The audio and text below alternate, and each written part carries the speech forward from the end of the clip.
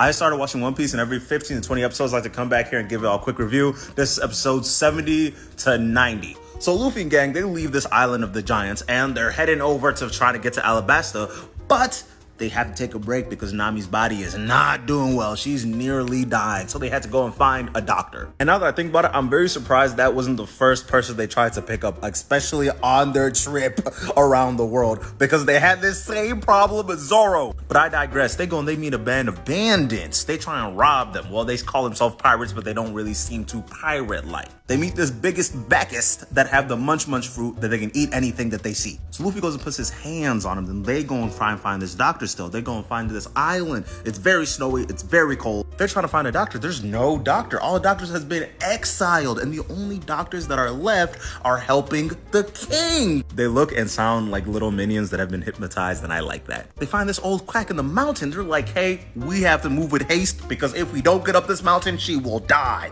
So Luffy goes and puts Nami on her back, and it's him and Sanji, Nami on the back, and then they're just trekking up there. There's two scenes with them trekking up the mountain that I just truly love. The first one, they run into these rabbits. Basically think of Yetis, but in the shape of really fluffy rabbits. The rabbits don't really like the humans because every time they see a human, the human is just the worst of the worst. There's this baby rabbit standing right in front of this paw that's reaching out of the snow. Keep in mind, that seems like their parent. He's trying his best. He's scratching. He's caught. His hands are bleeding. And then Luffy walks up. The little buddy's like, no, don't, stop.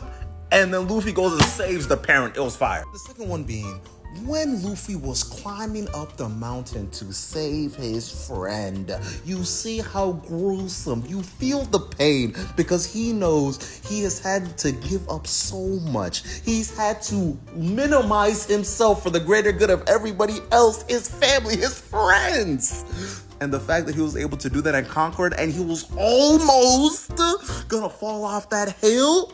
Yeah, I was sentiment. You meet Chopper. He was basically a child, and then he was forced into an identity crisis squared. You get introduced to Zone Devil Fruits, which what I'm thinking is basically you get an animal, and then that's your power that you consume. Chopper's fruit was the man fruit, but I think it gave him the powers of the indomitable human spirits. Why am I doing it like this? Fast forward a bit. You get to the part where they defeat Wapol, right? And I'm sitting here and I'm thinking to myself, I was thinking about Wapol's whole philosophy of what it means to be king. Whereas basically, I don't need my citizens to love me. I just need them to need me. So he goes and chooses healthcare. And I'm starting to think about through this whole arc, I'm like, wait a minute. All of the problems